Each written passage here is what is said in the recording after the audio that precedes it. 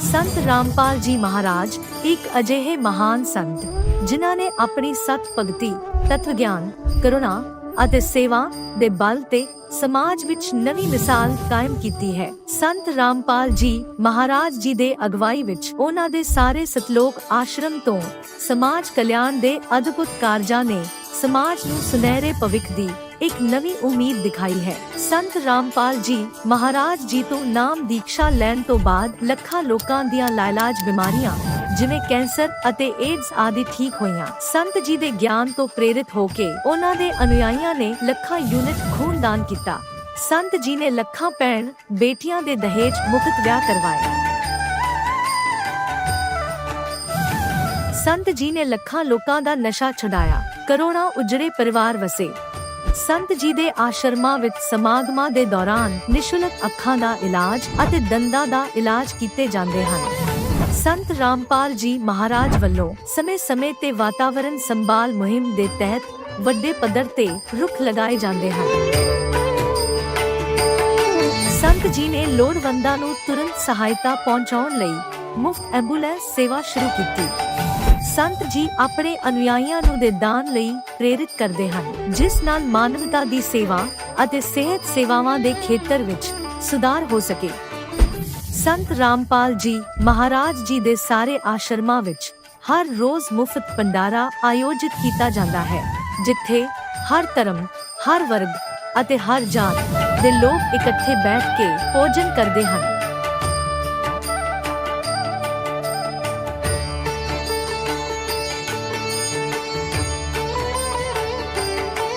ਸੰਤ ਰਾਮਪਾਲ ਜੀ ਮਹਾਰਾਜ ਦੇ ਆਸ਼ਰਮਾਂ ਵਿੱਚ ਹਜ਼ਾਰਾਂ ਬਜ਼ੁਰਗਾਂ ਨੂੰ ਸਨਮਾਨ ਅਤੇ ਪਿਆਰ ਨਾਲ ਜੀਵਨ ਜਿਉਣ ਦਾ ਮੌਕਾ ਮਿਲਦਾ ਹੈ। ਉਹਨਾਂ ਦੇ ਖਾਣ, ਰਹਿਣ ਅਤੇ ਸਿਹਤ ਦੀ ਪੂਰੀ ਜ਼ਿੰਮੇਵਾਰੀ ਸੰਤ ਰਾਮਪਾਲ ਜੀ ਮਹਾਰਾਜ ਚੱਕਦੇ ਹਨ। ਅਨਾਥ ਬੱਚਿਆਂ ਲਈ ਸੰਤ ਰਾਮਪਾਲ ਜੀ ਮਹਾਰਾਜ ਦੇ ਸਾਰੇ ਆਸ਼ਰਮ ਕਿਸੇ ਵਰਦਾਨ ਤੋਂ ਘੱਟ ਨਹੀਂ ਹਨ। ਇੱਥੇ ਉਹਨਾਂ ਨੂੰ ਪੜ੍ਹਾਈ, ਸੰਸਕਾਰ ਅਤੇ ਭਵਿੱਖ ਲਈ ਬਿਹਤਰ ਮੌਕੇ ਪ੍ਰਦਾਨ ਕੀਤੇ ਜਾਂਦੇ ਹਨ। ਚਾਹੇ ਹੜ੍ਹ ਹੋਵੇ, ਭੂਚਾਲ ਹੋਵੇ ਜਾਂ ਮਹਾਮਾਰੀ, ਸੰਤ ਰਾਮਪਾਲ ਜੀ ਮਹਾਰਾਜ ਅਤੇ ਉਹਨਾਂ ਦੇ ਅਨੁਯਾਈ ਲੋੜਵੰਦਾਂ ਲਈ ਸਭ ਤੋਂ ਅੱਗੇ ਖੜੇ ਰਹਿੰਦੇ ਹਨ। ਕੋਵਿਡ ਮਹਾਮਾਰੀ ਦੇ ਦੌਰਾਨ ਸੰਤ ਰਾਮਪਾਲ ਜੀ ਮਹਾਰਾਜ ਦੇ ਆਸ਼ਰਮਾਂ ਤੋਂ ਕਰੋੜਾਂ ਲੋਕਾਂ ਲਈ ਖਾਣਾ, ਦਵਾਈਆਂ ਅਤੇ ਜੀਵਨ ਰੱਖਿਅਕ ਸਮੱਗਰੀ ਉਪਲਬਧ ਕਰਵਾਈ ਗਈ। ਚਾਹੇ ਗਰੀਬਾਂ ਦੀ ਮਦਦ ਹੋਵੇ ਜਾਂ ਸ਼ੋਸ਼ਿਤ ਅਤੇ ਪੀੜਿਤ ਵਰਗ ਦੇ ਹੱਕਾਂ ਅਤੇ ਸਨਮਾਨ ਦੀ ਲੜਾਈ, ਸੰਤ ਰਾਮਪਾਲ ਜੀ ਮਹਾਰਾਜ ਨੇ ਹਮੇਸ਼ਾ ਹੀ ਉਹਨਾਂ ਦੀ ਦਬੀ ਆਵਾਜ਼ ਨੂੰ ਸਰਕਾਰਾਂ ਤੱਕ ਪਹੁੰਚਾਇਆ ਹੈ ਅਤੇ ਉਹਨਾਂ ਨੂੰ ਉਚਿਤ ਨਿਆਂ ਦਿਵਾਉਣ ਵਿੱਚ ਅਹਿਮ ਭੂਮਿਕਾ ਨਿਭਾਈ ਹੈ। ਸਮਾਜ ਵਿੱਚ ਅਧਿਆਤਮਿਕ ਅਤੇ ਸਮਾਜਿਕ ਮੁੱਲਾਂ ਪ੍ਰਤੀ ਜਾਗਰੂਕਤਾ ਲਿਆਉਣ ਲਈ ਸੰਤ ਰਾਮਪਾਲ ਜੀ ਮਹਾਰਾਜ ਹਰ ਕਦਮ ਤੇ ਮਾਨਵਤਾ ਦੇ ਸੱਚੇ ਸੇਵਕ ਸਾਬਤ ਹੋਏ ਹਨ। ਸੰਤ ਰਾਮਪਾਲ ਜੀ ਮਹਾਰਾਜ ਦਾ ਜੀਵਨ ਸਾਨੂੰ ਸਿਖਾਉਂਦਾ ਹੈ ਕਿ ਸੱਚੀ ਸੇਵਾ ਉਹੀ ਸੇਵਾ ਹੈ ਜੋ ਨਿਸਵਾਰਥ ਭਾਵ ਨਾਲ ਕੀਤੀ ਜਾਵੇ। ਆਓ ਅਸੀਂ ਵੀ ਇਸ ਸੇਵਾ ਦੇ ਮਹਾਨ ਕਾਰਜ ਵਿੱਚ ਇਸ ਮਹਾਨ ਸੰਤ ਨਾਲ ਜੁੜੀਏ ਅਤੇ ਸੰਤ ਰਾਮਪਾਲ ਜੀ ਮਹਾਰਾਜ ਤੋਂ ਨਾਮ ਉਪਦੇਸ਼ ਲੈ ਕੇ ਆਪਣੇ ਜੀਵਨ ਨੂੰ ਧਨ ਬਣਾਈਏ।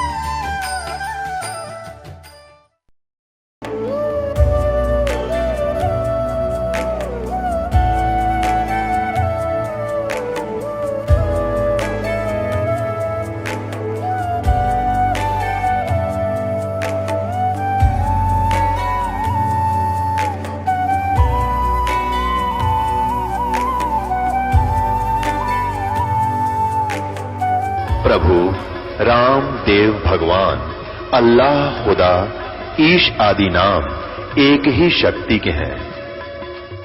वो कैसा है, कहां है, कैसे मिलता है, किसने देखा है?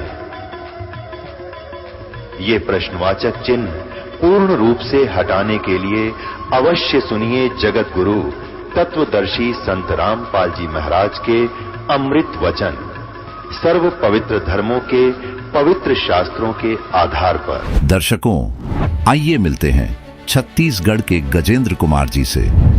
उनका परिवार पीढ़ियों से दामाखेड़ा पंथ से जुड़ा था, लेकिन उनकी समस्याएं कभी खत्म नहीं हुई। गजेंद्र कुमार पहले ही 2 बार अपनी किडनी में स्टोन के ऑपरेशन करवा चुके थे, लेकिन उनकी तकलीफें खत्म होने का नाम ही नहीं ले रही थी। किडनी में जलन की समस्या ने उनकी जिंदगी को जैसे जहन्नुम बना दिया था। दर्द इतना था कि वो ठीक से सो भी नहीं पाते थे। तब उनकी भाभी ने पूर्ण गुरु के बारे में बताया, लेकिन गजेंद्र के मन में शंका थी। उन्होंने सोचा, क्या वाकई किसी गुरु के शरण में जाने से मेरी समस्या हल हो सकती है? फिर भी उन्होंने कुछ दिन बाद साहस करके नाम दीक्षा ली, और फिर जो हुआ वो किसी चमत्कार से कम नहीं था।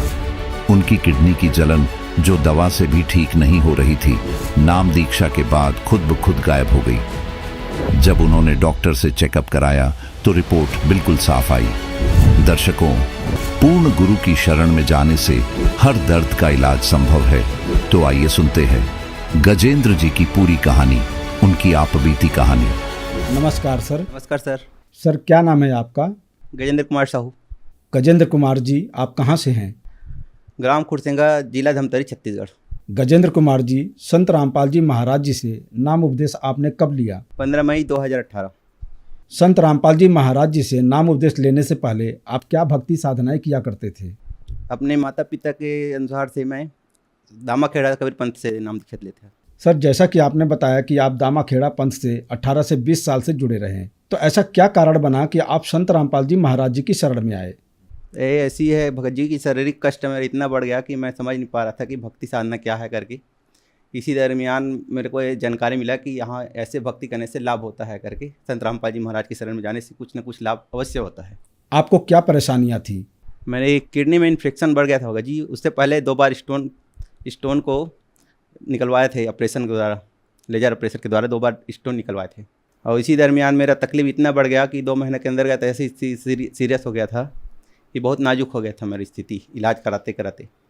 ऐसा स्थिति आया कि मैं अब बचूंगा ही नहीं ऐसा करके। उसी दरमियान मेरे भाभी पहले से नाम दीक्षित था 6-7 महीने पहले से, तो उसने बोला कि, और मेरे पत्नी बोला कि एक बार चलो संत रामपाल जी महाराज की शरण में जाके देखते हैं कि क्या होता है, चलो देख लेते हैं। ऐसे आप तो इलाज करा रही हैं, कम से कम देख के चलो देखते हैं करके। इसी दरमियान मैंने 15 मई 2018 को नाम दीक्षा लिया संत रामपाल जी महाराज जी के। उस दरमियान मेरे को पता नहीं था कि मैं ऐसा कहता था कि कोई गुरु संत थोड़े ठीक करेगा, डॉक्टर ही ठीक कर सकता है, ऐसा मैं मान रहा था। ये मेरे को विश्वास ही नहीं था कि कोई गुरु ऐसा कर सकता है, ठीक कर सकता है ऐसे करके। फिर 15 दिन मैं ऐसे तैसे जैसे भी अपना बताए परमात्मा की जो ज्ञान है उसके आधार थे भक्ति साधना कुछ टूटी फूटी भाषा में कर रहा था, साधना सही नहीं कर पा रहा था मैं। और इसी दरमियान मेरे को ऐसा स्थिति बिगड़ गया कि मैं समझ नहीं पा रहा कि ठीक होऊंगा कि नहीं हो पाऊंगा। मेरा नाजुक स्थिति हो गया था। उसी दरमियान 15 दिन बाद ऐसा एहसास हुआ कि मालिक के शरण में गया, तो फिर वो बोले, एहसास दिलाए कि अंदर से आत्मा जगह की नहीं, आपका नाम सही नहीं है। और उसी दरमियान नाम को सही कराने के लिए मैं शुद्धिकरण कराया, नाम सही नहीं चल रहा था, इसे करके जानकारी हुआ। जस्ट शुद्धिकरण कराया, मेरे 24 घंटा भी नहीं हुआ, ऐसा एहसास हुआ कि मेरे को एकदम से शारीरिक जो तकलीफ था उसको पूरा शांत कर दिया परमात्मा। संत रामपाल जी महाराज जी की दया से पूरा ठीक करके कर दिया। ऐसा लाभ हुआ भगत जी। किडनी इन्फेक्शन के कारण से ऐसा फीवर होता था कि जैसे हाथ को जैसे छूने से अग्नि की जलन जैसी होता था सर। मैं अपना नाम शुद्धिकरण किया सर जी 5 जून को। उस दिन से अब तक दवाई खाने की आवश्यकता नहीं पड़ी और बीमारी भी दूर हो गया। अभी तक कोई ऐसी दवाई खाने की आवश्यकता नहीं पड़ा मालिक की दया से। अगर कोई भी मेरे को इंटरव्यू देख रहा है कोई भाई भी, उसको अगर अविश्वास हो तो ये मेरा रिपोर्ट देख सकते हैं, मैं साथ में लाया हूँ। और इसको रिपोर्ट को देखने के बाद डॉक्टर जी बोल देखे थे हमेशा के लिए दवाई खाना पड़ेगा और इसका इलाज हो गया है करके बताए थे भगत जी। जब तक ये हो गया तब तक दवाई खाना ही पड़ेगा ऐसा बताए थे। संत रामपाल जी महाराज की शरण में आने के बाद दवाई खाना भी बंद हो गया और मैं नियम फॉलो किया। संत रामपाल जी महाराज जो बताए मर्यादा, उस मर्यादा के अनुसार भक्ति साधना करने लगा, उसी के अनुसार से मैं ठीक हो गया भगत जी। सर, संत रामपाल जी महाराज जी ने आपको बहुत ही अद्भुत लाभ दिए, तो जो श्रद्धालु आज आपको टीवी पर देख रहे हैं और वो भी संत रामपाल जी महाराज जी से नाम उपदेश लेना चाहते हैं तो कैसे ले सकते हैं? विभिन्न अन्य चैनल पर संत रामपाल जी महाराज जी का सत्संग चलता है और परमात्मा ने ज्ञान गंगा जीने की राह गीता तेरे ज्ञान में पुस्तक भी वितरित कराता है और उसको पढ़कर और ज्ञान को सुनकर समझकर जो सत्संग चलता है उसमें पीली पट्टी चलता है, उसको देखकर अपने नज़दीकी नाम दाम केंद्र में जाकर अपना कल्याण करा सकते हैं सर जी। धन्यवाद सर। सत्संग। अब जगत गुरु तत्वदर्शी संत रामपाल जी महाराज जी के सत्संग के माध्यम से उस अद्वितीय आध्यात्मिक ज्ञान के बारे में जानते हैं जिसके माध्यम से आप भी प्राप्त कर सकते हैं ऐसे आध्यात्मिक, मानसिक और भौतिक सुख जो अभी तक आपने सिर्फ मीराबाई, ध्रुव, प्रहलाद जैसे कुछ ही भक्तों की जीवन कथा में सुने होंगे। अब सुनिए तत्वदर्शी संत के संग शास्त्र अनुकूल भक्ति सत्संग, ऐसा अद्वितीय आध्यात्मिक ज्ञान जिसका है सर्वधर्मों के पवित्र शास्त्रों में प्रमाण। देखिएगा, श्रीमद् देवी भागवत गीता प्रेस गोरखपुर से प्रकाशित।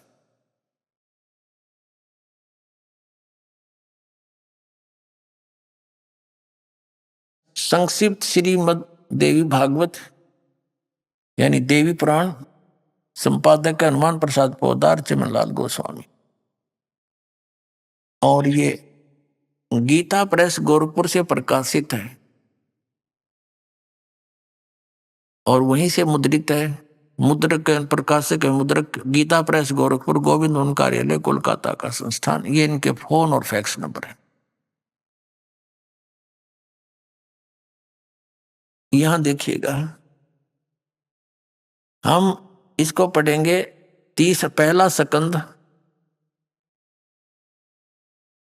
और संक्षिप्त देवी भागवत 28 पृष्ठ से। ये व्यास जी और नारद जी की वार्ता हो रही है।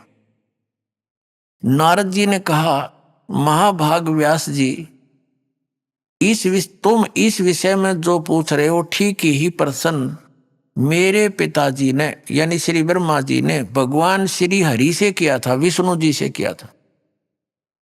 देव अधिदेव भगवान जगत के स्वामी हैं। लक्ष्मी जी उनकी सेवा में उपस्थित रहती हैं। दिव्य कौस्तुमणि उनकी शोभा बढ़ाती है। वे शंख चक्र गदा लिए रहते हैं, पीतांबर धारण करते हैं, 4 भुजाएं हैं, वक्ष स्थल पर श्रीवत्स का चिन्ह चमकता रहता है। वे चराचर जगत के आश्रयदाता, जगत गुरु एवं देवताओं के भी देवता हैं। ऐसे जगत प्रभु भगवान श्री हरि, देखो अब नारद जी का ज्ञान सुन ले। ऐसे जगत प्रभु भगवान श्री हरि महान तप कर रहे थे, उनकी समाधि लगी थी। यह देखकर मेरे पिता ब्रह्मा जी को बड़ा आश्चर्य हुआ। अतः उन्होंने उनसे जानने की इच्छा प्रकट की। ब्रह्मा जी ने पूछा, प्रभु आप देवताओं के अध्यक्ष, जगत के स्वामी, भूत भविष्य एवं वर्तमान सभी जीवों के एकमात्र शासक यानी उनके मालिक भगवान, फिर आप क्यों तपस्या कर रहे हैं और किस देवता की आराधना में ध्यान मगन हैं? मुझे असीम आश्चर्य तो यह हो रहा है कि आप देवेश्वर एवं सारे संसार के शासक होते हुए भी समाधि लगाए बैठे हैं। ब्रह्मा जी के विनीत वचन सुनकर भगवान श्री हरि यानी हम पहला स्कंद 29 पृष्ठ पर आ गए। श्री हरि उनसे कहने लगे, ब्रह्मन सावधान होकर सुनो, मैं अपने मन का विचार व्यक्त करता हूं। देवता, दानव, मानव सब यही जानते हैं कि तुम सृष्टि करते हो, मैं पालन करता हूं और संकर संहार किया करते हैं। किंतु फिर भी वेद के पारगामी पुरुष अपनी युक्ति से यह सिद्ध करते हैं कि रचने, पालने और संहार करने की यह योग्यता जो हमें मिली है उसकी अधिष्ठात्री शक्ति देवी हैं। वे कहते हैं कि संसार की सृष्टि करने के लिए तुम में राजसी शक्ति का संचार हुआ, यानी रजगुण ब्रह्मा सिद्ध हुआ। मुझे सात्विक शक्ति मिली, सतगुण विष्णु हुआ और रुद्र में तामसी शक्ति का आविर्भाव हुआ। उस शक्ति के अभाव से तुम इस संसार की सृष्टि नहीं कर सकते, मैं पालन करने में सफल नहीं हो सकता और रुद्र से भी संहार कार्य होना भी संभव नहीं। ब्रह्मा जी, हम सभी उस शक्ति के सहारे ही अपने कार्यों को सदा सफल करते हुए आए हैं।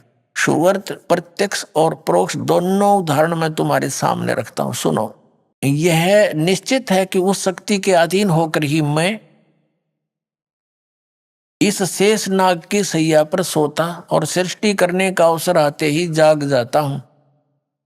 मैं सदा तप करने में लगा रहता हूं उस शक्ति के शासन से कभी मुक्त नहीं रह सकता। कभी अवसर मिला तो लक्ष्मी के साथ सुखपूर्वक समय बिताने का सौभाग्य प्राप्त होता है। मैं कभी तो दानों के साथ युद्ध करता रहता हूँ। अखिल जगत को भय पहुंचाने वाले दैत्यों के विकराल शरीरों को शांत करना मेरा परम कर्तव्य हो जाता है। और देखो कमाल कर दिया, मुझे सब प्रकार से शक्ति यानी दुर्गा जी के, प्रकृति देवी के अधीन होकर रहना पड़ता है। उन्हीं भगवती शक्ति का यानी दुर्गा का मैं निरंतर ध्यान किया करता हूँ। ब्रह्मा जी, मेरी जानकारी में इन भगवती शक्ति से बढ़कर दूसरे कोई देवता नहीं। अपने आत्माओं, ये आ गया अंत हमारे श्री विष्णु भगवान के अध्यात्म ज्ञान का। ये कहते हैं कि मैं दुर्गा यानी श्री देवी जी की भक्ति करता हूँ और इससे ऊपर मैं किसी भगवान से परिचित नहीं हूँ। मेरे लिए फाइनल गॉड है। अपना आत्माओं, श्री देवी जी क्या कहती है ये वचन और सुन लो। अब इस शिक्षा का आपके लिए एक वरदान होगा कि हम भगवान पहचानेंगे और भक्ति कोई कठिन नहीं, 2 मिनट में अपना सत भक्ति हुई, सब एक रस समाज हो गया तो रोज भक्ति बढ़ेगी। अब तो हमारे को नियम खंडित करवा देता है समाज में, यो ज्ञान अभी फैला नहीं है तो विरोधी घने हो जाते हमारे बच्चों के। धीरे धीरे सब ठीक हो जाए। अब देखना, अब देवी जी क्या बताती है। वो कहती है हिमालय जी को, राजा हिमालय को ज्ञान दे रही है और कह रही है कि वैसे तो कह रही मेरी भक्ति कर, लेकिन इससे मोक्ष वोक्ष कुछ नहीं। फिर कहे कि उस ब्रह्म की भक्ति करो, ब्रह्म की, उसका ओम नाम है और उसको टारगेट मानकर, इष्ट मानकर ब्रह्म की भक्ति करो। ब्रह्म लोक में चले जाओगे और सब बातें छोड़ दो, यानी मेरी भी पूजा त्याग दो। देखिएगा ये 7वां स्कंद है।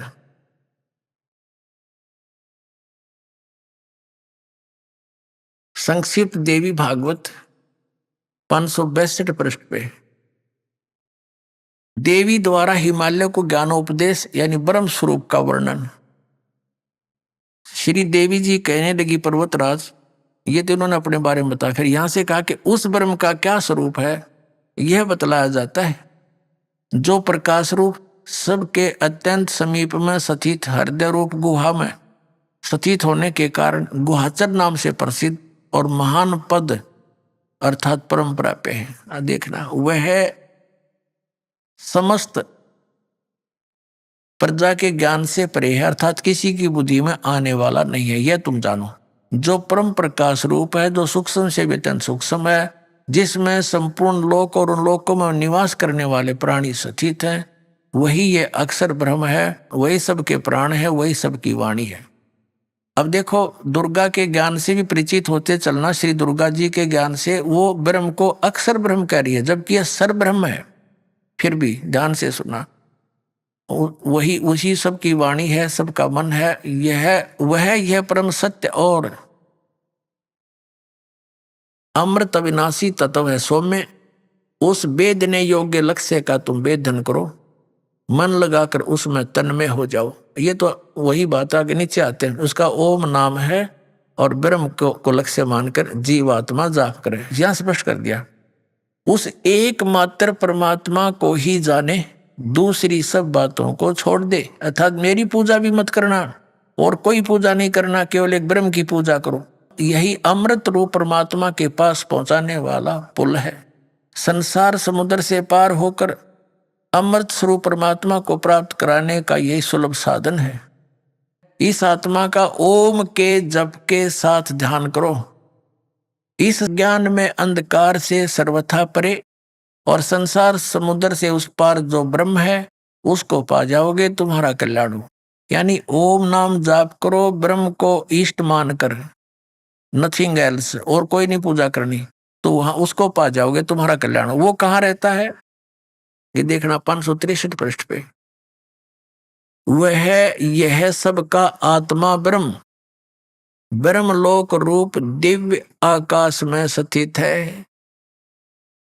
हो गया, ये ब्रह्मलोक में रहता है वो ब्रह्म। और ओम नाम का जाप करो, ब्रह्मलोक में चले जाओगे उसके पास। इतना सा ज्ञान देवी ने दिया। अपने आत्माओं, देवी जी ने एक बात और स्पष्ट किया है कि वेदों को छोड़कर यानी और किसी भी ग्रंथ का आश्रय लेकर आध्यात्मिक साधना मत करना, वो ज्ञान भ्रमित है। इसके दिखाते हैं आपको, ये 7वां स्कंद और संक्षिप्त देवी पुराण, देवी भागवत 470 से लेंगे हम। यहां से प्रसंग चल रहा है। श्री देवी जी कहती है, राजन यानी पर्वतराज, ये हिमालय को बता रही है, हिमालय को श्री देवी बता रही। क्या बता रही है? यहाँ आ जाते हैं हम 571 अपने काम की बात पढ़ेंगे। 571 पर वेद में कहे गए धर्म का परित्याग करके जो अन्य धर्म का अवलंब कर लेते हैं, राजा को चाहिए कि उन अधार्मिक व्यक्तियों को अपने राज्य से निकाल दे। ब्राह्मण लोग उन अधर्मिकों से न बातें करें और न उन्हें अपनी पंक्ति में बैठावें। और देखो फिर क्या लिखा है कि इस जगत में तरह तरह के अन्य जितने शास्त्र हैं, वे सभी श्रुति और स्मृति से विरुद्ध होने के कारण तामसी कहे जाते हैं। उन शास्त्रों का नाम है वाम, कपाल, कौलक और भैरागम। शिव ने मोह में डालने के लिए यानी धोखा देने के लिए, मूर्ख बनाने के लिए इन शास्त्रों का प्रतिपादन किया है। इनमें कहीं कहीं वेदों से अविरुद्ध अंश हैं, यानी वेदों के अनुसार ही हैं। वेदज पुरुष उस अंश को ग्रहण कर ले तो कोई दोष नहीं। वेद से भिन्न अर्थ को स्वीकार करने के लिए द्विज सर्वथा अनधिकारी है। अतएव वैदिक पुरुष सम्यक प्रकार से प्रयत्न करके वेद का ही आश्रय ले, यही शाश्वत धर्म है। अब इसमें आपने ये तो पढ़ा, थोड़ा सा और कंसेप्ट क्लियर कर दें कि वर्तमान के ब्राह्मण ये जो थे, ये हमारे जो आदि शंकराचार्य और जितने वर्तमान के शंकराचार्य ये ब्राह्मण हैं सारे। हिंदू धर्म के गुरु ब्राह्मण थे, ये ब्राह्मण हैं कलयुग के ब्राह्मण। और इन कलयुग के ब्राह्मणों को इस देवी पुराण में क्या संज्ञा दी है ये पढ़ा दो थोड़ा, क्योंकि ये हमारे धर्मगुरु इन कहते हैं कि हम पुराणों में जो लिखा सत्य मानते हैं। तो कृपा इन एक बार फिर पढ़ लो और सुधर जाओ। ये दास की यही प्रार्थना है, समाज शाना हो गया। देखो ये वही देवी भागवत चल रही है, आपको दिखाते हैं 414 पृष्ठ पर दिखाते हैं।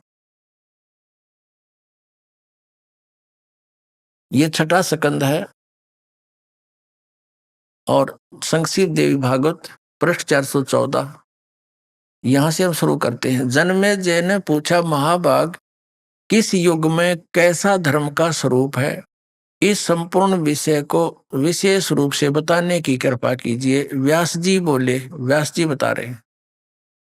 व्यास जी के ज्ञान का सुन लेना, कितना ज्ञान है इसको। राजन, ये निश्चय है कि सतयुग में ब्राह्मण वेद के पूर्ण विद्वान थे। उनके द्वारा निरंतर भगवती जगदम्बा की आराधना होती थी। भगवती का दर्शन करने के लिए उनका मन सदा ललायित रहता था। अब देख लो हमारी कल सतयुग के ब्राह्मणों के बारे में वेद व्यास जी बता रहे हैं कि वह वेद के पूर्ण विद्वान थे और दुर्गा की पूजा करा करते है। इनमें कल्पित है, इन पढ़ा वेदों को। दुर्गा तो कह रही है कि और किसी की पूजा नहीं करनी, मेरी भी पूजा छोड़ दे और केवल एक ओम जाप से और ब्रह्म को उद्देश्य इष्टमान और उसकी पूजा कर ब्रह्म लोक में जाएगा, जब तेरा कल्याण होगा। बाकी तक की तड़ले ढोए जाओ, बकवाद करते रहो अपने आत्माओं। और व्यास जी के ज्ञान का पता लग गया आपने, यू कितना विद्वान था। अब पुण्यात्माओं ये ना समझना कि किसी ने वेदों को लिपिबद्ध कर दिया, पुराण लिख दिए। वेद उन्होंने लिखे हैं, उन्होंने बोले नहीं। जैसे यू ज्ञान बोला किसने, श्री कृष्ण में प्रवेश करके इस काल भगवान ने ब्रह्म ने बोला और लिख दिया वेद व्यास में, फिर उसने प्रवेश करके लिखवा दिया। तो इसमें वेद व्यास का था खोखा प्रयोग किया, उसने खुद ज्ञान कति नहीं था। इसमें क्या लिखा वेदों में? तो इसलिए कह रहा है कि सतयुग के ब्राह्मण वेद के पूर्ण विद्वान होते थे और दुर्गा की पूजा करते थे। और दुर्गा जी कह रही है सब पूजाएं मेरी भी त्याग दो, ब्रह्म साधना करो, ओम नाम का जाप करो, नथिंग एल्स, और ब्रह्म लोक की साधना प्राप्त होगी। और फिर ब्रह्म क्या कहता है वो आपको बताएंगे। अब पहले आगे चलते देखिए, ये 414 पर हम पढ़ रहे हैं। व्यास जी उत्तर दे रहे हैं कि हे राजन, निश्चय ही सतयुग में ब्राह्मण वेद के पूर्ण विद्वान थे। उनके द्वारा निरंतर भगवती जगदम्बा की आराधना होती थी। भगवती का दर्शन करने के लिए उनका मन सदा ललायित रहता था। प्रत्येक गांव में शक्ति मंदिर का उद्घाटन हो, इस विषय की उनके मन में बड़ी उत्सुकता थी। यानी मंदिर के लठ भी इन गढ़वारा के सतयुग तो प्रारंभ हो रहे वेद विरुद्ध ज्ञान करते हुए। अब देखो यहाँ क्या बताया है इसी में 414 पृष्ठ पे, संक्षिप्त देवी भागवत छठा स्कंद के चारों युगों के ब्राह्मणों की सतिथि बताते हुए व्यास जी आ रहे हैं। धर्म की यही सतिथि त्रेता में रही, परंतु कुछ ह्रास हो गया था। सतयुग की जो सतिथि थी वह द्वापर में विशेष रूप से कम हो गई थी। राजन, उन प्राचीन युगों में सतयुग त्रेता द्वापर में जो राक्षस समझे जाते थे वे कली में ब्राह्मण माने जाते हैं, क्योंकि अब के ब्राह्मण प्राय पाखंड करने में तत्पर रहते हैं। दूसरों को ठगना, झूठ बोलना और वैदिक धर्म कर्म से अलग रहना कलयुगी ब्राह्मणों का स्वाभाविक गुण बन गया है। पुण्यात्माओं, ये दास नहीं कह रहा, इनका इतिहास बता रहा है कि ये वर्तमान के ब्राह्मण हैं जो ऐसे जुल्म कराया करते थे। परमेश्वर आए, कबीर साहब उनके पीछे ला दिए। अब सुनाऊंगा आपको कथा भगवान के बारे में के साथ इन्होंने के जुल्म कराया था, जो यही ज्ञान जो दास आपको बता रहा है और इन सदग्रंथों में दिखा रहा है तो आप मान रहे हो। नहीं तो ये धर्मगुरु ईव फिर आग लवा दी थी ने, पर समर्थ की ओट थी। क्रोथा कांड यही कारण था। सत्कर मानना तुम आप जी कि इनकी दुकान बंद होने के कागार पा गई थी। इनको पता लग गया था थारे जूते लगेंगे, थोड़े दिन में जनता नहीं कहेगी हमारे पूर्वजों का नाश कर दिया तुमने। उनको भूत बनवाया, गलत साधना करवा के हंड धक्के खानते अन्यों कई श्राद्ध निकालो, अपना पेट भरने की खातिर ये और घाटा जुड़वा दिया। जब वेदों में प्रमाण नहीं, वेदों में लिखा श्राद्ध निकालने नहीं चाहिए, तो मूर्खों के साधनाएं हैं कर्मकांड करना। और ये ऋषि भी मानते हैं, कहा ये है तो ऐसा ही, फिर हमारे से क्यों करवाए गए तुम अपने लालच और लोभ में। तो पुण्यात्माओं, अब आपको बताते हैं कि अब दुर्गा जी के अध्यात्म ज्ञान का तो ये आ गया अंत कि ब्रह्म की पूजा करो, केवल ओम नाम है, ब्रह्मलोक में चले जाओगे बस। अब ये श्रीमद् भगवत गीता का ज्ञान किसने दिया? ये इस ब्रह्मा विष्णु महेश के पिताजी ने दिया। यो ब्रह्म है, यो काल कहते हैं हम इसको संत लैंग्वेज में। और इसने श्री कृष्ण में प्रवेश करके यो ज्ञान दिया। ये कैसे प्रवेश होता है ये थोड़ा सा आपको क्लियर करेंगे। पहले आपको शिव पुराण दिखाते, थोड़ा सा इससे कंसेप्ट क्लियर होगा। पुण्यात्माओं, आप यहाँ किस उद्देश्य से आए हो ये याद रखना आपने। आत्म कल्याण के लिए वो समर्थ है, आपके प्रारब्ध पाप को वो बहुत आसानी से खत्म कर देगा, पर विश्वास दृढ़ करना पड़ेगा, तब वो अपनी कलम उठाएगा आपके पाप काटने के लिए। नहीं तो फिर उड़े माता धोकन लाग जाओगे, जाके ठीक होते तुम झाड़ा सलवान आओ गेड़ा, तो थोड़ा समय लगेगा। ऐसा ये दास नहीं होने देगा, क्योंकि आपको ज्ञान देने के लिए यहाँ बुलाया जाता है। आपके लिए कितनी व्यवस्था भगवान दासों से अपनों से करवा रहा अपने बच्चों के लिए, केवल आपको विद्वान बनाने के लिए, भगवान पहचानने के लिए, आपका कल्याण कराने के लिए। अब पहले ये बताते हैं कि ब्रह्मा विष्णु महेश से अलग है वो काल है। वो किसी को शिव रूप में दर्शन दे देता, वो न सोच ले ये शिव जी ही परमात्मा है। किसी को विष्णु जी के रूप में दर्शन दे देता है, न सोचे ये विष्णु ही भगवान है। तो इन विष्णु और कर शिव जी का ब्रह्मा का भ्रम पैदा हो गया कि हम भगवान हैं। इसी बात पर इन दोनों का झगड़ा हो गया, विष्णु का और ब्रह्मा जी का। इस बात पे कि ब्रह्मा जी कहते मैं तेरा बाप, मैं तेरा जनक हूं, मैं सारी सृष्टि की उत्पत्ति करता हूं, प्रजापिता हूं।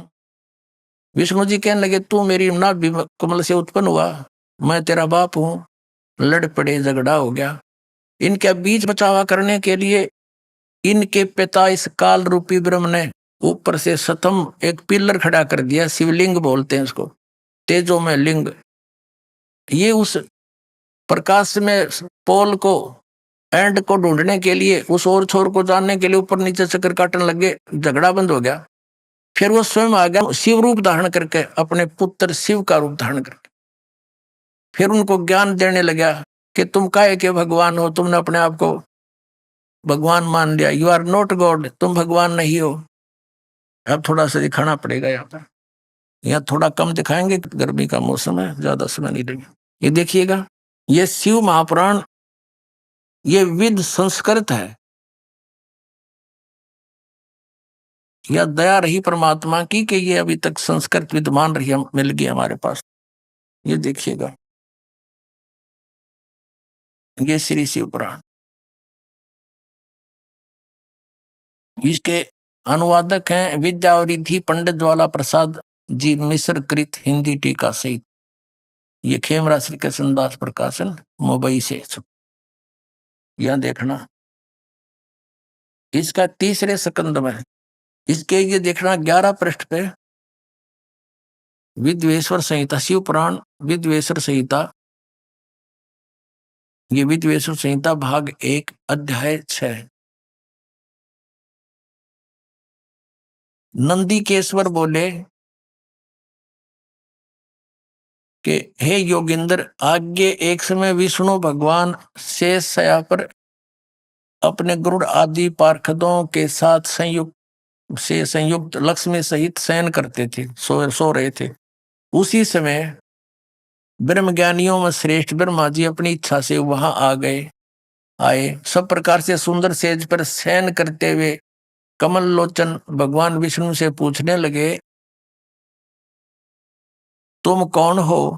मुझे देखकर अभिमानी पुरुष के समान शयन करते हो, सोए पड़े हो।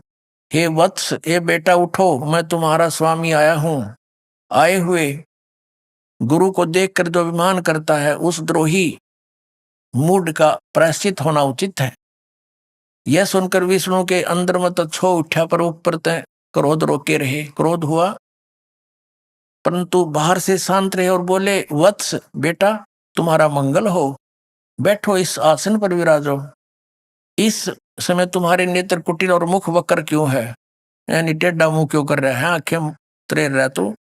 ब्रह्मा जी बोले, वत्स बेटा, विष्णु आपको समय के प्रभाव से अभिमान है। हे पुत्र, मैं तुम्हारा रक्षक और जगत का पितामह हूं। विष्णु जी बोले, ये सब जगत मुझ में स्थित है, तुम चोर के समान किस प्रकार अपना कहते हो?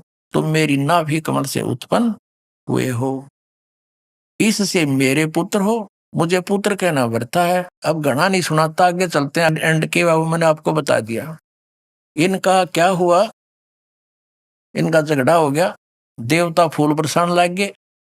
वो देवता राजी हो गए, देखो बड़ा अच्छा काम कर रहे हैं, ये हमारे देवताओं के काम है, ये थोड़ा दिखा दूं ना, यो रहेगा अधूरा। मैं श्रेष्ठ हूं, मैं स्वामी हूं, ऐसा कहकर एक दूसरे को मारने की इच्छा से युद्ध करने के लिए उत्सुक हो गए। संपूर्ण देवता विमान में बैठकर उस अद्भुत युद्ध देखने को चले आए और आकाश में उनके ऊपर फूल बरसाने लगे। बताइए, हमारे देवताओं के काम है। देवता कहें अच्छी आत्माओं को, नेक पुरुषों को। अब दो भाई लड़ रहे हैं और ऊपर तो दूसरे नो के शाबाश, देखो कौन सा हारा जीतेगा, मरो कटके है। ये हमारे देवताओं के लक्षण। और ये हमारे भगवान तो एक नो का मैं तेरा बाप, रो नो का मैं तेरा बाप, गुट्टम गुट्टा।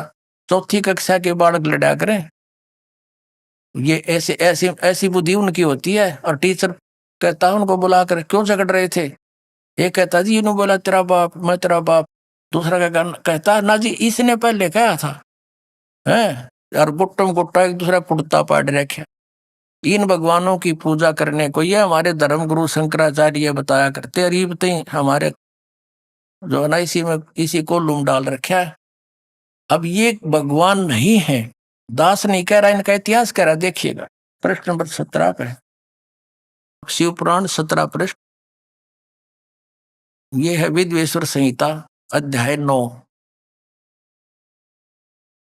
नंदीकेश्वर बोले, इस प्रकार भगवान ने उन नम्र हुए ब्रह्मा और विष्णु पर अनुग्रह करके आगे दिखाते हैं, उन दोनों की अज्ञानता और वैर को दूर करने के अर्थ दोनों से कहा। किसको? ब्रह्मा और विष्णु को, कि मेरे सकल और निष्कल भेद से दो रूप हैं, परंतु और ईश्वर नहीं है, इस कारण से मैंने दो रूप नहीं, उसके दो रूप नहीं हो सकते उनके। पहला सतम रूप और दूसरा पीछे मूर्तिमान शिव रूप धारण करके आ गया, वो मेरा दूसरा रूप है किया। इसमें ब्रह्म रूप निष्कल है, वो लिंग खड़ा कर दिया ना, वो तनु का निष्कल है, निष्कल निष्फल नहीं है, निष्कल है। और ईश्वर रूप सगुण है, मैं तेरे सामने खड़ा शिव रूप धारण करके, ये मेरा सगुण रूप है और निराकार निष्कल, उसकी कोई शकल नहीं। मेरे ये दोनों रूप सिद्ध है, दूसरे किसी के नहीं हो सकते। इस कारण से तुम दोनों को अथवा दूसरों को ईश्वरत्व की प्राप्ति नहीं हो सकती। तुमने जो अज्ञान से अपने को ईश मान लिया, तुमने अपने आप को अज्ञानता से भगवान मान लिया, ईश मान लिया, कर्ता मान लिया, यह बड़ा अद्भुत हुआ। उसके दूर करने को ही मैं रण स्थान में आया।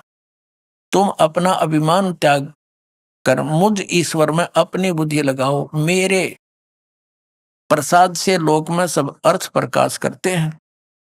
क्या बताता है कि मैं ब्रह्म हूं, जगत के वर्धक होने से मैं ब्रह्म हूं।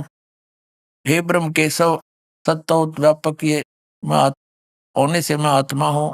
मैं इस सब का ईश हूं, यह मेरा है, मेरे सिवा किसी दूसरे का नहीं हो सकता। फिर आगे दिखाते हैं। अब ये 18 पृष्ठ पे हम पढ़ेंगे, 18 पृष्ठ पे आगे हैं। 10वां अध्याय 9वां यह समाप्त होता है। इति श्री महापुराणे विद्वेश्वर संहिता भाषा टीकायाम 9वां अध्याय, ये 10वां शुरू होगा। 10वें के हम यहाँ पर आते हैं। 10वें श्लोक में ये काल कह रहा है ब्रह्मा और विष्णु को, पुत्रो यह कृत आपने तप से प्राप्त किया है, जो कि सृष्टि की उत्पत्ति और पालन कहता है। ब्रह्मा को उत्पत्ति और विष्णु को पालन, जो महकमा दिया है विभाग, वो मैंने दिया है, सो मैंने प्रसन्न होकर तुम्हें दिया है। इसी प्रकार दूसरे दो कृत यानी दो जॉब, दो विभाग रुद्र और महेश को प्रदान किए हैं, परंतु अनुग्रह कृत कोई भी पाने वह समर्थ नहीं। अपने आत्माओं हमने अपने उस प्रसंग को क्लियर करना है, जो प्रसंग ये कंसेप्ट दास क्लियर करना चाहता है कि ये ब्रह्मा विष्णु महेश का जो पिता है, ये धोखा देकर इनको रखता है। इसने प्रतिज्ञा कर रखी है कि मैं अपने वास्तविक रूप में कभी किसी को दर्शन नहीं दूंगा। जैसे गीता जी में श्री कृष्ण से बाहर निकल कर ये क्या दिखाता, देखो ये है मेरा विराट रूप, मैं काल हूँ, मैं किसी के सामने नहीं आता, मैं अपनी योग माया से छुपा रहता हूँ। मेरे कर्म चौथे अध्याय के 5 और 9 श्लोक में पता है कि मेरे और तेरे बहुत जन्म होली अर्जुन, तू नहीं जानता मैं जानता हूँ। मेरे कर्म अलौकिक है, दिव्य है, मेरे जन्म भी अलौकिक है। ये कर्म ऐसे अलौकिक है। अब बताए, अब बाकी शाम को दिखाएंगे। अब थोड़ा सा कंसेप्ट ये क्लियर करते हैं। अब यहाँ हम जो प्रसंग चल रहा है कि ये सिद्ध हो गया कि ये बोलने वाला पांचवा है, श्री विष्णु जी, श्री ब्रह्मा जी, श्री शिव जी और रुद्र से, इनसे पांचवा है ये बोल रहा है। ये कौन है? ये ब्रह्म है, ये काल है। ये ऐसे धोखा देकर रखता है, किसी को शिव रूप में दर्शन दे देता, किसी को विष्णु रूप में दर्शन दे देता, किसी को ब्रह्मा जी के रूप में। तो इनको भ्रम हो जाता है। लोग कहते हैं आप ही परमात्मा हो, आप छुपाए बैठे हो। इस कारण से ये लड़ भी पड़े, आपस में झगड़ा भी कर लिया। अब इनको बता दिया कि तुमने अपने आप को भगवान मान लिया। You are not God. Brahma और विष्णु तुम भगवान नहीं हो, ना शिव ये महेश ये तुम भगवान नहीं हो। और पुण्यात्माओं, ये हमारे शंकराचार्य और हमारे गुरु आचार्य मंडलेश्वर, ये हमारी इनों ये भगवान है। और इनका इतिहास और पुराण बताओ, ये भगवान है ही नहीं। तो ये हमारे साथ कितना धोखा कर रहे थे। अब आपको दिखाते हैं ये क्या कहता है कि मेरा एक ओम मंत्र है, नथिंग एल्स। ये जो पांचवा बोल रहा है शिव पुराण का, ये रुद्र विद्वेश्वर संहिता। अब देखना ये 19 पृष्ठ है, वही शिव पुराण विद्वेश्वर संहिता अध्याय 10 का पढ़ रहे। यहां लिखा है कि सोई निज मंत्र उपदेश करते हैं और यह ओंकार मेरे मुख से उत्पन्न होने से मेरे ही रूप का बोधक है और महामंगल करने वाला है। यह वाचक है, मैं वाच्य हूं। यह मंत्र मेरा आत्मा है, इसके समण से मेरा समण होता है। ओंकार नामक मंत्र जप करो। जो बता रहे हैं तुम भगवान नहीं हो, इसलिए उसके बारे में मंत्र जप करो। अभिमान का, यह अभिमान का दूर करने वाला है। सोई निज मंत्र उपदेश करते हैं। यह ओंकार मेरे मुख से उत्पन्न होने से मेरे ही स्वरूप का बोधक है और महामंगल करने वाला है। यह वाचक है, मैं वाच्य हूं। यह मंत्र मेरा आत्मा है, इसके समण से मेरा समण होता है। ठीक हो गया। उत्तर की ओर से के मुख से अकार का, पश्चिम के मुख से उकार का, दक्षिण के मुख से मकार का, पूर्व के मुख से बिंदु का, मध्य के मुख से नाद उत्पन्न हुआ है। इस प्रकार 5 प्रकार से यह निर्गत हुआ। वह सब एक होकर ओम एका अक्षर हो जाता है। ये मेरा मंत्र है। सीधी सी बात है, ये ओम एका अक्षर ये मेरा मंत्र है। कौन कहता है? ये शिव पुराण बोलने वाला, जो ब्रह्मा और विष्णु को पुत्र कहता है, तो ये इनका पिता है। ये काल रूपी ब्रह्म है और इसी ने गीता जी का ज्ञान दिया है श्री कृष्ण जी में प्रवेश करके। गीता जी अध्याय नंबर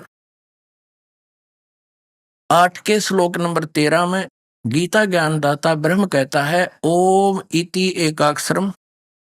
जो एकाक्षर आपने भी पढ़ा शिव पुराण में, विद्वेश्वर संहिता में, कि ये मेरा एक ओम अक्षर, एक अक्षर है। इन सब से मिलकर ओम, ऐसे, ऊ से, मैं से, बिंदु, नाद से, इन 5 का ये गठन होकर एक अक्षर हो गया ओम इति। और यही 8वें अध्याय के 13वें श्लोक में गीता ज्ञानदाता ये ब्रह्म श्री कृष्ण में प्रवेश करके बोल रहा। श्री कृष्ण का कोई रोल नहीं गीता के ज्ञान में, ये ऐसे धोखा देता है। तो इसने कहा कि ओम इति एक अक्षरम ब्रह्म व्यवहारण माम अनुसमरण ये परियाति तदंदेहम सयाति परमाम गति। मुझ ब्रह्म का ये एक ओम अक्षर है, एक अक्षर, नथिंग एल्स। उच्चारण करके सिमरण करने का, उच्चारण करके सिमरण करता हुआ यह परियाति तदंदेहम, जो शरीर छोड़ते समय इसका जाप करता जाता, सयाति परमाम गति, जो इस ओम से मिलने वाली परम गति है वो प्राप्ति होती है। वो दुर्गा जी ने, देवी जी ने देवी पुराण में बताई दिया 7वें स्कंद में कि ओम का जाप करो, ब्रह्म टारगेट उद्देश्य इष्ट मानो। ये ब्रह्म का जाप है, ओम मंत्र है, इसके जाप से ब्रह्म लोक में चले जाओगे, तुम्हारा कल्याण हो। इतना सा ये बता दिया। अब श्रीमद् भगवत गीता अध्याय नंबर 8 के श्लोक 16 में कहा है कि ब्रह्म लोक पर्यंत ये सभी पुनरावृत्ति के अंदर हैं, वहां गए हुए प्राणी भी जन्म मृत्यु में आते हैं। और गीता ज्ञानदाता 4थे अध्याय के 5 और 9 श्लोक में, दूसरे अध्याय के 12वें श्लोक में, 10वें अध्याय के दूसरे श्लोक में गीता जी में कहता, अर्जुन तेरे और मेरे बहुत जन्म हो चुके, तू नहीं जानता मैं जानता हूं। इससे सिद्ध है कि इस ब्रह्म विनाशवान, इसके उपासक विनाशवान। इसलिए ये कहता है कि तत्वदर्शी संत की खोज कर, और वो तत्वदर्शी संत की जब खोज कर लेगा, मेरे बात को तुम आश्रय बना लेगा इस बात का, तो फिर वो प्राणी मेरे इस बात के, इस ज्ञान के आश्रित होकर के 7वें अध्याय के 29वें श्लोक में कहा कि वो जो जरा और मरण से छूटने का ही प्रयत्न करते हैं और कोई संसार की इच्छा नहीं रखते, इसी उद्देश्य से जो भक्ति कर रहे हैं, जरा माने बुढ़ापा, मरण माने मृत्यु, बुढ़ापा और मृत्यु के कष्ट से छूटने के लिए जो यत्नशील हैं, वो उस तत्ब्रह्म को और सारे दात्म को और सारे कर्मों से परिचित हो चुके हैं, तभी वो उस जरा और मरण के छूटने के लिए ही उस तत्ब्रह्म को पहचान चुके हैं, उसकी भक्ति करते हैं। 8वें अध्याय के प्रथम श्लोक में अर्जुन ने पूछा, फिर किम तत्ब्रह्म, जो गीता ज्ञानदाता से अन्य है वो तो 8वें अध्याय के 3रे श्लोक में उत्तर दिया गीता ज्ञानदाता ने 3रे श्लोक में कि वो परम अक्षर ब्रह्म है। उसकी जानकारी मुझे नहीं है, उसको तत्वदर्शी संतों से पूछो जा करके, वो बताएंगे। और 8:17 में जाके 23वें श्लोक में उस परम अक्षर ब्रह्म के पाने की साधना का मंत्र बताया है। ओम तत्सदिति निर्देश ब्रह्मण त्रिविद समर्थ है।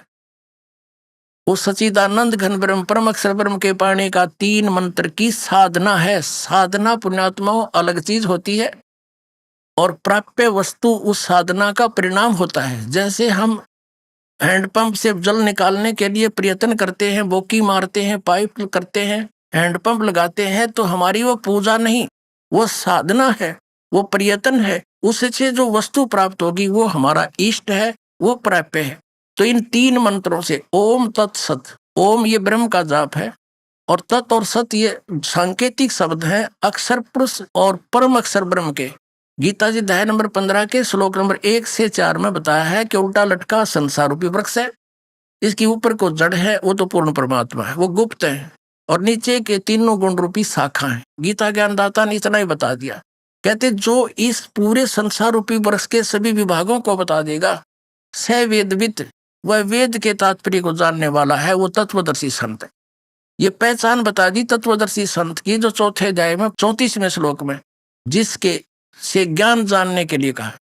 फिर ये भी बताया है कि परमेश्वर ने स्वयं आकर 600 वर्ष पहले कबीर परमेश्वर ने कहा था, अक्षर पुरुष एक पेड़ है, क्षर पुरुष वा की डार और 3 देवा शाखा हैं। ये पातरूप संसार।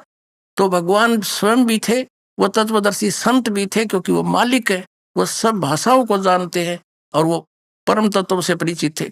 अब उस समय इन्होंने नकार दिया। अब क्या बताता है, 3 गुण रूपी रजगुण ब्रह्मा, सतगुण विष्णु, तम गुण शिव जी, ये तो शाखाएं हैं इनकी संसार रूपी वृक्ष की, ये वैसे अभिन्न अंग है हमारा।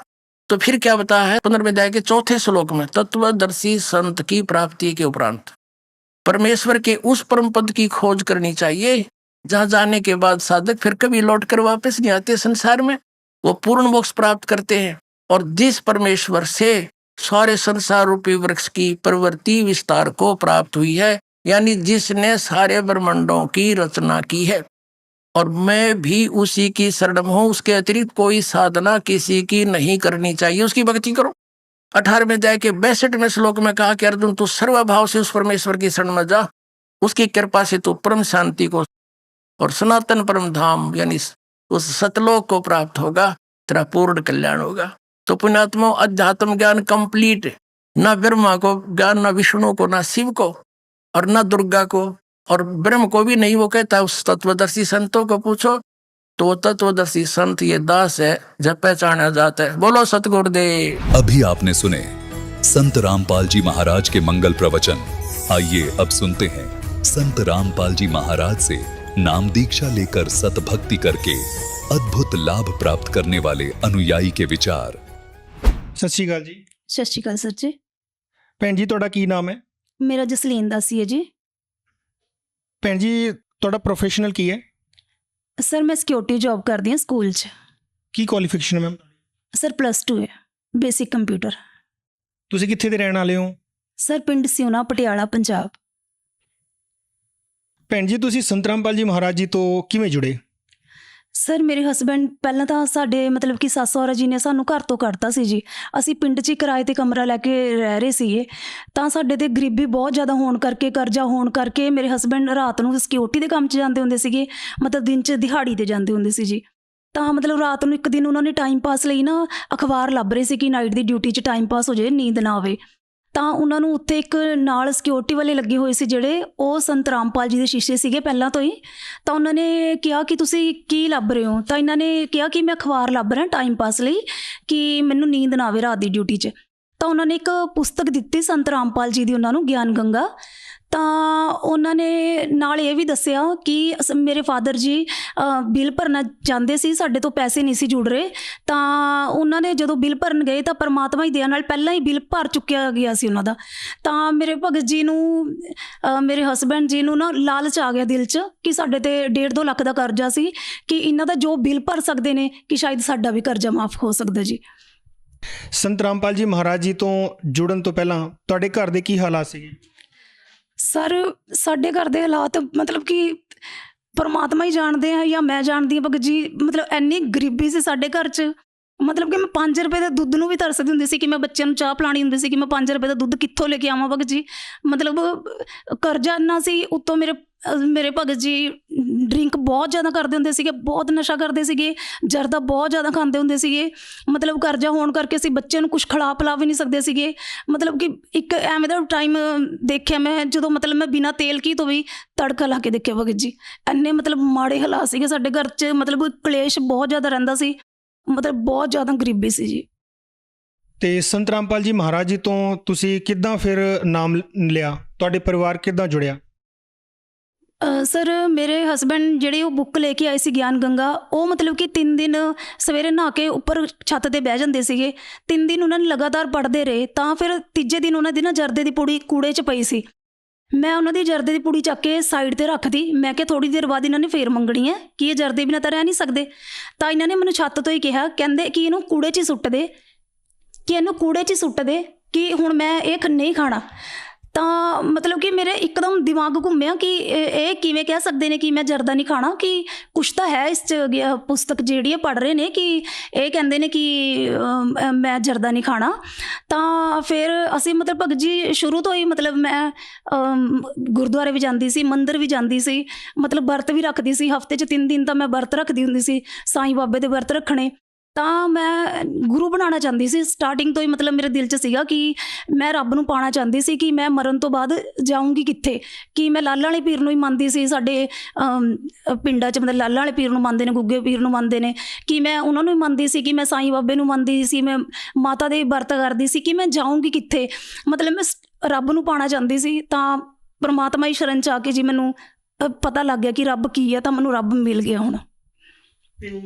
ਭੈਣ ਜੀ, ਸੰਤ ਰਾਮਪਾਲ ਜੀ ਮਹਾਰਾਜ ਜੀ ਤੋਂ ਜੁੜਨ ਤੋਂ ਬਾਅਦ ਤੁਹਾਡੇ ਘਰ ਦੇ ਵਿੱਚ ਕੀ ਲਾਭ ਹੋਏ?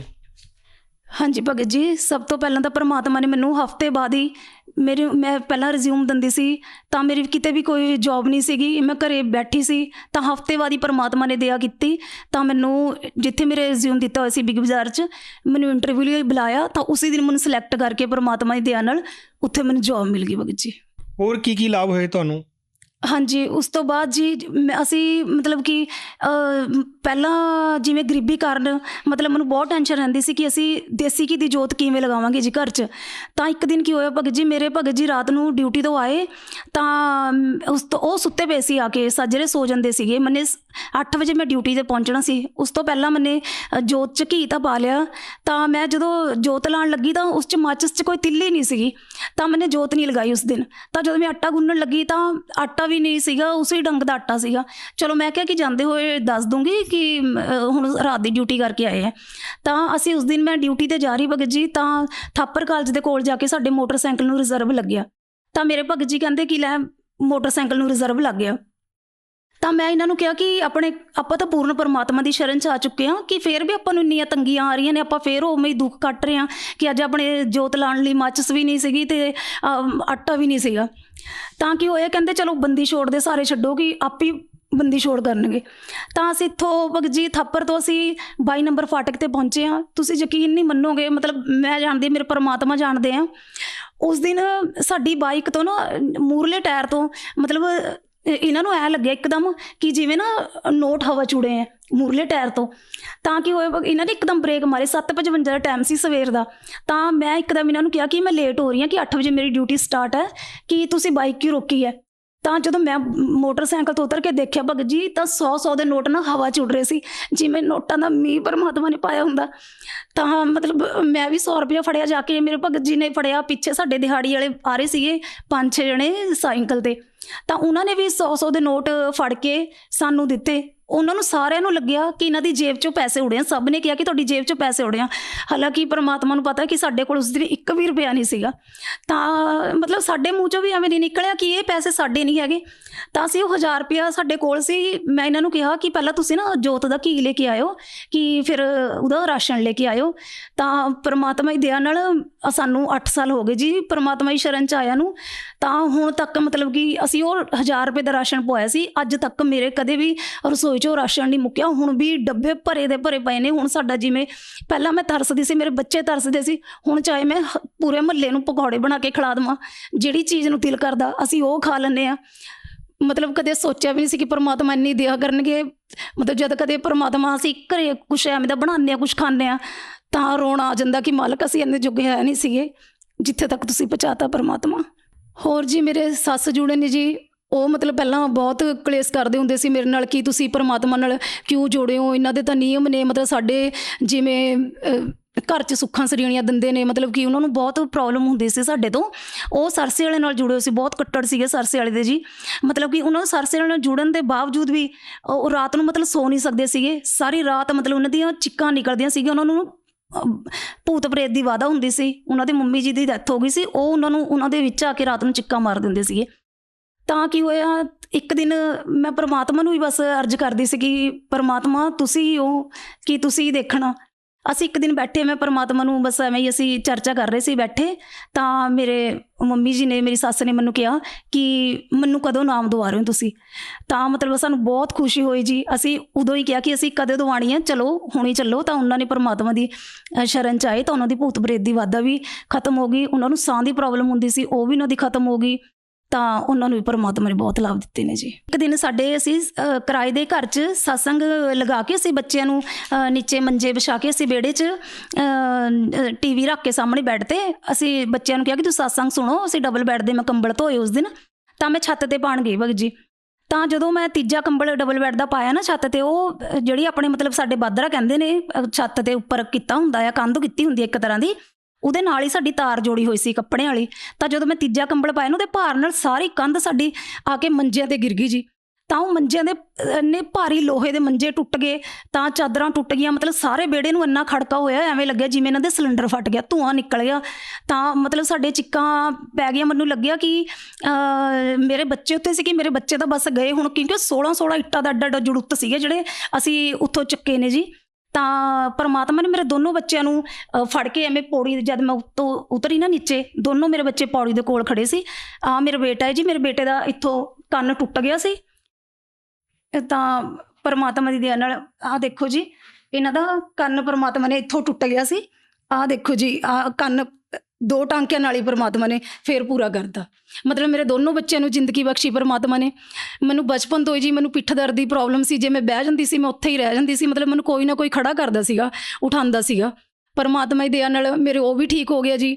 ਤਾਂ ਮੇਰੇ ਹੁਣ ਸਾਲ 1.5 ਸਾਲ ਤੋਂ ਕਾਲਜੇ 'ਚ ਦਰਦ ਹੋ ਰਿਹਾ ਸੀ ਜੀ। ਪਰਮਾਤਮਾ ਦੀ ਦਇਆ ਨਾਲ ਮੈਨੂੰ ਸਾਰਿਆਂ ਨੇ ਕਿਹਾ ਕਿ ਤੁਸੀਂ ਅਲਟਰਾਸਾਊਂਡ ਕਰਾਓ, ਤੁਹਾਡੇ ਪੱਥਰੀਆਂ ਨੇ। ਪਰ ਮੈਨੂੰ ਪਰਮਾਤਮਾ 'ਤੇ ਵਿਸ਼ਵਾਸ ਸੀਗਾ, ਤਾਂ ਪਰਮਾਤਮਾ ਨੇ ਮੇਰਾ ਉਹ ਵੀ ਠੀਕ ਕਰਤਾ। ਤਾਂ ਮੇਰੇ ਭਗਤ ਜੀ ਦੇ ਨਸ਼ੇ ਵੀ ਸਾਰੇ ਛੁਡਾਤੇ ਜੀ। ਸਾਡੇ ਕਿਰਾਏ 'ਤੇ ਰਹਿੰਦੇ ਸੀਗੇ, ਹੁਣ ਸਾਡਾ ਆਪਣਾ ਘਰ ਵੀ ਹੈ ਪਰਮਾਤਮਾ ਦੀ ਦਇਆ ਨਾਲ।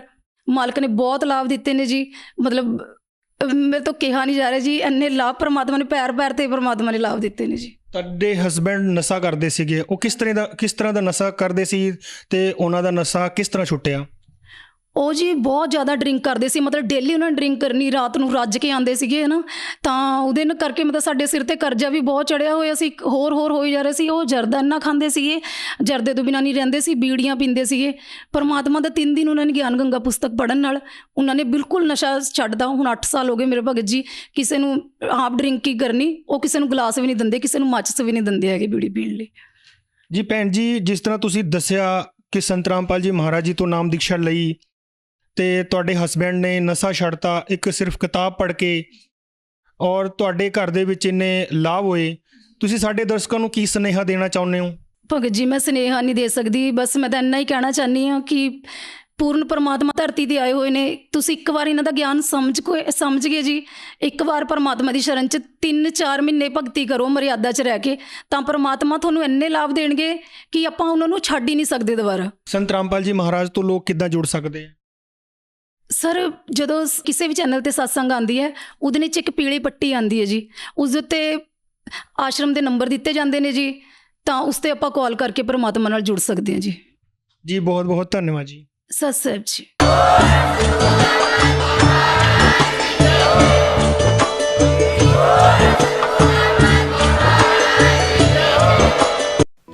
आप सुन रहे थे जगत गुरु तत्वदर्शी संत रामपाल जी महाराज के मंगल प्रवचन। अधिक जानकारी के लिए संपर्क करें।